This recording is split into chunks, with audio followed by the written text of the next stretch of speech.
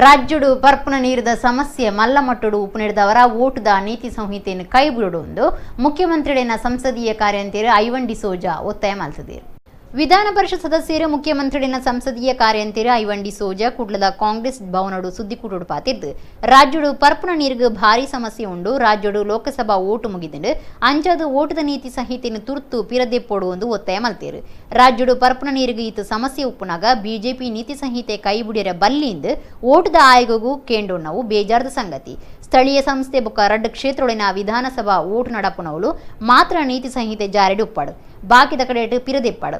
ಮುಖ್ಯವಾದ ಬರ ಉಪ್ಪುನಾಗ ಮಂತ್ರಿಮಂಡಲ ಸಭೆ, ಸರ್ಕಾರದ ತುರ್ತು ಸಭೆ, ಪ್ರಾಕೃತಿಕ ವಿಕೋಪ ಸಭೆ ನಡಪಾಯರ ಒಪ್ಪಿಗೆ ಕೊರಡು. ಪರ್ಪುನ ನೀರಿಗೆ 132 ಕೋಟಿ ರೂಪಾಯಿನ ಕಂದಾಯ ಇಲಾಖೆ ಬಿಡುಗಡೆ ಮಲ್ತದುಂಡು.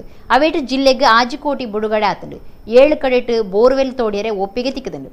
ತುಂಬೆ ಅಣೆಕಟ್ಟಡು ಪೊಯ್ಯದೆಪ್ಪುನ ಟೆಂಡರ್ ಹಂತೊಡು ಉಂಡು. ಜಿಲ್ಲಾಧಿಕಾರಿ ಗುಮನಕೊರಡು ಒಂದು ಐವನ್ ಡಿಸೋಜಾ ಒತ್ತಾಯ ಮಲ್ತೇರು. ಎಸಿ ವಿನಯರಾಜ್, ಅಪ್ಪಿ ಸುಟರ್ಪೇಟೆ, ಪ್ರಕಾಶ್ ಸಾಲಿಯನ್, ಸಂತೋಷ್ ಶೆಟ್ಟಿ ಸುದ್ದಿಕೂಟೊಡಿದ್ದೇರು. ಇವತ್ತು ಎಲ್ಲೆಲ್ಲಿ ಕುಡಿಯುವ ನೀರಿನ ಸಮಸ್ಯೆ ಇದೆ, ಅಲ್ಲಿ ಸಾಕಷ್ಟು ಟ್ಯಾಂಕರ್ಗಳನ್ನು ಬಳಕೆ ಮಾಡುವ ಮೂಲಕ ನೀರನ್ನು ಕೊಡಲಿಕ್ಕೆ ಇವತ್ತು ನಮ್ಮ ಜಿಲ್ಲೆಯಲ್ಲಿ ಈಗಾಗಲೇ ವ್ಯವಸ್ಥೆ ಮಾಡಲಾಗಿದೆ. ನಾವು ಜಿಲ್ಲಾಧಿಕಾರಿಗಳ ಜೊತೆ ಸತತ ಸಂಪರ್ಕವನ್ನು ಇಟ್ಕೊಂಡಿದ್ದೇವೆ.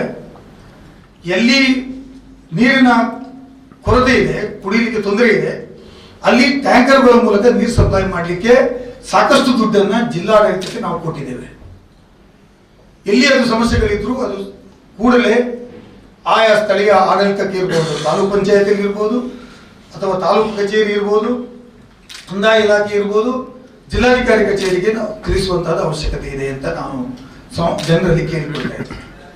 ಇವತ್ತು ಕುಡಿಯುವ ನೀರಿನ ಸಮಸ್ಯೆಗೆ ಆಗದಂತೆ ಅಲ್ಲಲ್ಲಿ ಬೋರ್ವೆಲ್ಗಳನ್ನು ಕೊರೆಯುವುದಕ್ಕಾಗಿ ಜಿಲ್ಲಾಧಿಕಾರಿಗಳು ಅನುಮತಿ ಕೊಡಬೇಕು ಅಂತ ನಾನು ಜಿಲ್ಲಾಧಿಕಾರಿಗಳನ್ನು ವಿನಂತಿ